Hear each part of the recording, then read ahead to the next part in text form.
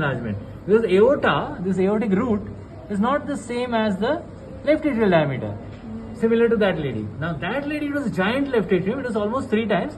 Here it is maybe double to 2.5 times, isn't it? So, but then she definitely has left atrial enlargement, which means that there is a cause for increased LA pressure, chronic cause for increased LA pressure. Although, see, the mitral leaflets are almost normal. See, anterior mitral leaflet, maybe a little bit of thickening there, and posterior mitral leaflet, the cardiologist in his previous echo report said it was thickened and it was not moving.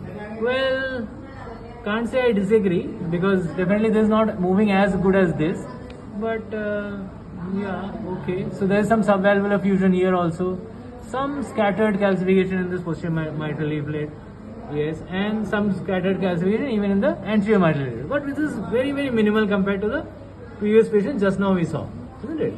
So definitely this patient doesn't have any mitral stenosis, but could the patient still be having chronic rheumatic heart disease? Perhaps, because obviously the LA is dilated and there has to be a reason why it's dilated. So what do you think is the reason? Which we will show you just now. See, I put the color here. So trying to look for a reason. So for the LA dilatation. So now I'll see it in a proper window. There is the apical 4th chamber window. So here we are. Now what I'm trying to look for is a mitral regurgitation, but I'm not able to see. In fact, I'm still seeing that kind of a turbulent jet, although it is not similar to that mitral stenosis patient where we had a very good mosaic pattern. Here there is a little bit of a mosaic pattern, but not as good as that one. So let's look at the flow.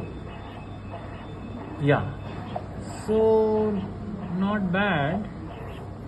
I think anyway there's no mitral stenosis. This looks, but then there is some amount of slope, because you know what, E and A wouldn't be joined like this normally. You know, there would be an E, then there would be an A. So there is some amount of perhaps disturbance here.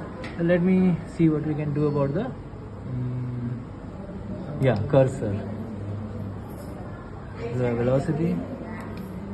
So we can check the velocity here. And we can see the pressure half time here. So what is it showing? Yeah, 2.69. Yeah, so of course 3 to 4 centimeters is normal. 2.69 could be classified as mild, or it could be just classified as normal. Yeah? So that is how we will say it is. The left atrial dilatation is suggesting that there is either some left atrial obstruction, which is mitral stenosis, or there is a regurgitation. But you are not able to see the regurgitation here.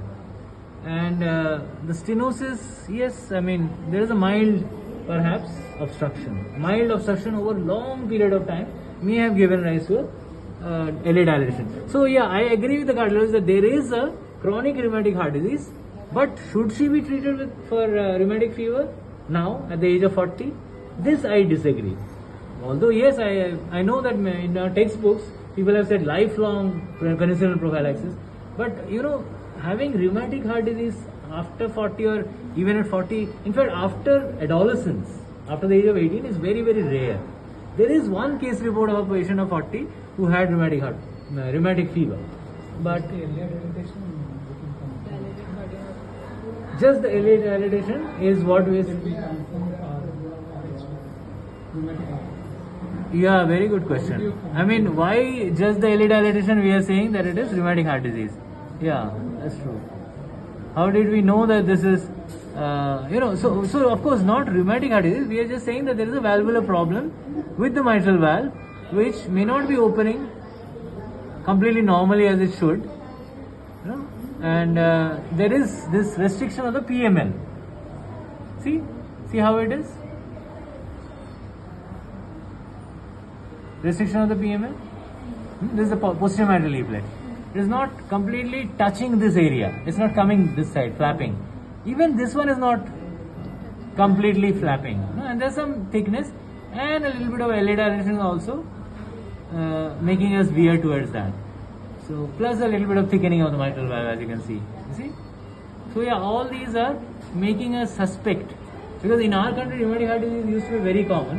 So what else can give rise to this kind of mitral valve involvement? Well, congenital mitral stenosis is known, but then this also doesn't look like a congenital thing, and hardly there is any stenosis.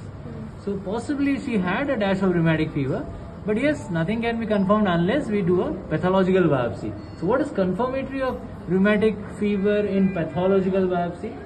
Maybe Ashop's nodule.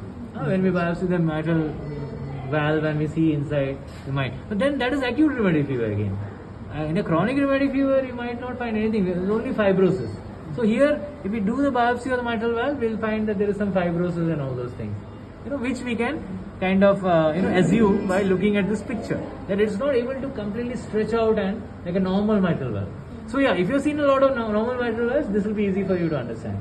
So it's not able to completely stretch out like a normal mitral valve. So that is what making us think that there has been some injury to the mitral valve in the past, which could be a part of that rheumatic heart disease. Now, whether she is going to have a recurrence or not, whether she needs penicillin lifelong as she is enduring for the last 2 years painful shots of benzathine penicillin, is the moot question for which we brought her here. So I would say we can stop it. So heart almost normal undi. Definitely mundu okasari rheumatic fever laga possibility undi. But andukane ఇది injection ఇప్పుడు life long అవసరం లేదు, ఆపిస్తాం. Okay, yeah let's